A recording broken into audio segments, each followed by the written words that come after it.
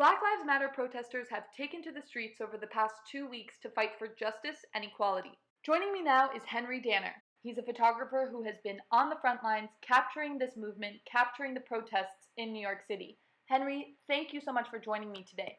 Thank you for having me, Emma. Let's jump right in. What has it been like photographing these protests, and what is the importance of Black photographers and photojournalists covering this moment? It's been very, I would say, physically and emotionally heavy, but at the same time, it's been very rewarding. I feel like, when I'm out there, there's moments where I'm moved to tears of joy, just witnessing the unity amongst the people out there fighting and marching and protesting, and just seeing how this movement has just taken on such like scale across the world. And then there's moments where there's like tears of sadness where I'm seeing how the police are treating people there. And then also when I think more about just like, my ancestors and those that came before me and just the current state of the world, that makes me a little sad just thinking that we're still here, even though it seems like at times we've made so much progress. But then at times it feels like we haven't, you know. And to the second, part of the question, I believe that, it's really important to have Black journalists and, specifically Black photojournalists out there covering this because, as I've gotten older, there's a lot of things that I learned about Black history that unfortunately I didn't learn in school. And I've learned through life and through my own research. And I feel like that's because of the nature of the revisionist history, in this country. And I think that when you have, Black journalists out there covering it, they are telling the story, but they're also participants. I find it impossible to be out there photographing what's going on and not be protesting at the same time. And so it's a unique way to communicate what's going on because, the things that are capturing my eye are really authentic to my experience as a person of color, as a Black man. How do you balance that line of working and being in that moment and feeling those emotions? Photography has become a very intuitive process for me.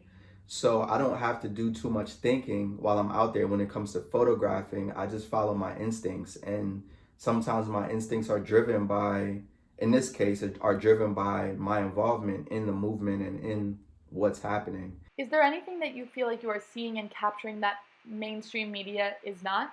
I don't feel like there's a big enough spotlight in the mainstream media right now on the aspect of youth and their involvement in the protests and also in their leadership. I've been a part of a lot of protests where youth are the ones leading the chants, they're marching.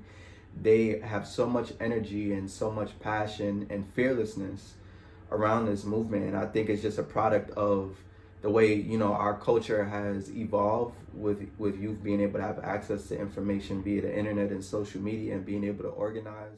What has been the most moving moment that you've captured so far? At some point in a march, there will always be like this moment where all of the protesters take a knee and observe a moment of silence, in honor of the lives lost, and more specifically with George Floyd, taking a knee has become sort of like, this symbol of, honoring his life and legacy. So the photo that I'm referencing is a photo kneeling. It was at a protest in Bed-Stuy, and the main subject in the photo is a Black male, seemed to be like a teenager. I couldn't really tell, just from the photo itself. I don't remember how his face looks because the photo's from the back. But he has his fist up. Everyone's kneeling with their fist up.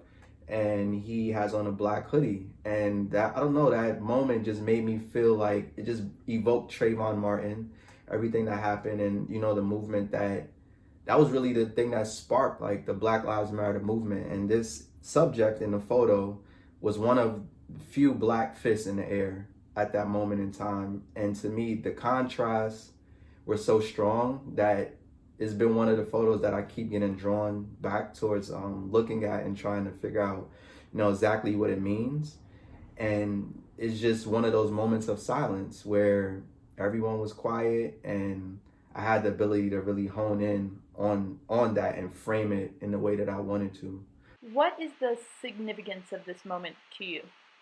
Oh man, as a Black person, and also as an agent of change, just in how I view my purpose in this world, this moment, it means a lot.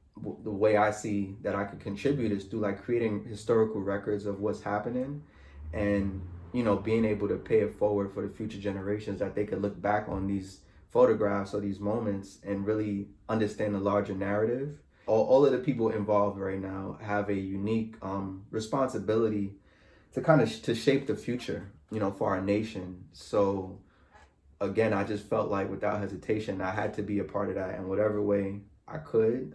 So it means a lot. It really does. Henry, thank you so much for your time and keep on getting out there and sharing all your great photos. Thank you. Thank you so much. And until next time, I'm Emma Barnett, and this is Next Gen News.